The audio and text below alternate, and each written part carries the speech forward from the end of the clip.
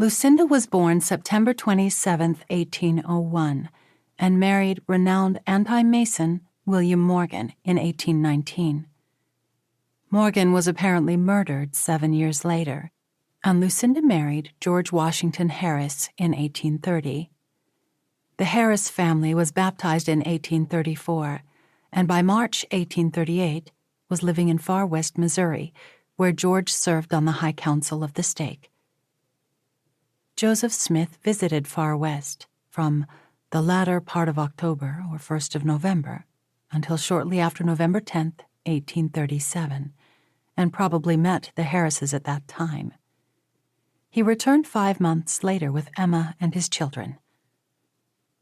Joseph Smith's diary records, "On the 14th of March, 1838, as we were about entering Far West, many of the brethren came out to meet us, who also with open arms welcomed us to their bosoms.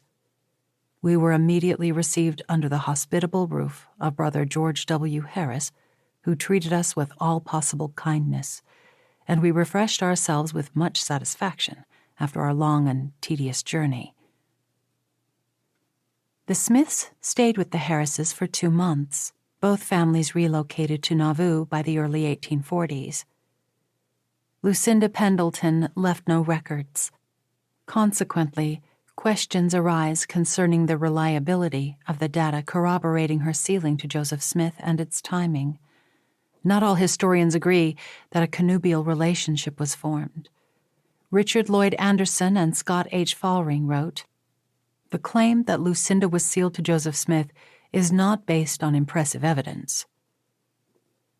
Supportive documentation includes Lucinda's proxy sealing to Joseph Smith performed in the Nauvoo Temple on January 22, 1846, and a ceremony that was repeated, completely vicariously, in the Salt Lake Temple in 1899. But several of the women who participated in proxy sealing to the prophet in the Nauvoo Temple were not married to him while he was living. For example, Cordelia Callista Morley turned down a sealing proposal from the prophet during his lifetime, but was sealed to him vicariously in the Nauvoo Temple on January 27, 1846.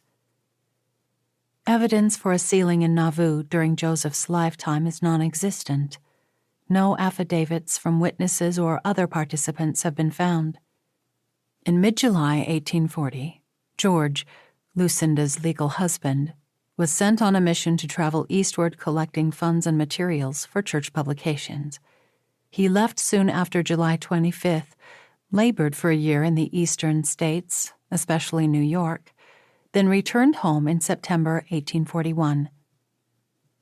A few authors have written that Lucinda Pendleton Morgan Harris apostatized and joined a Catholic convent in the 1860s, but the evidence supporting this is problematic.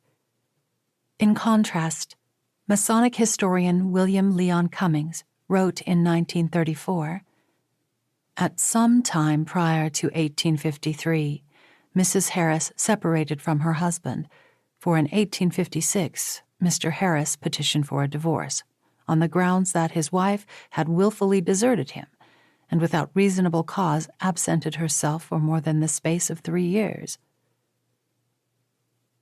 Recently discovered evidence prove that she died at the home of her daughter, Mrs. Lucinda Wesley Smith, in Memphis, Tennessee in 1856.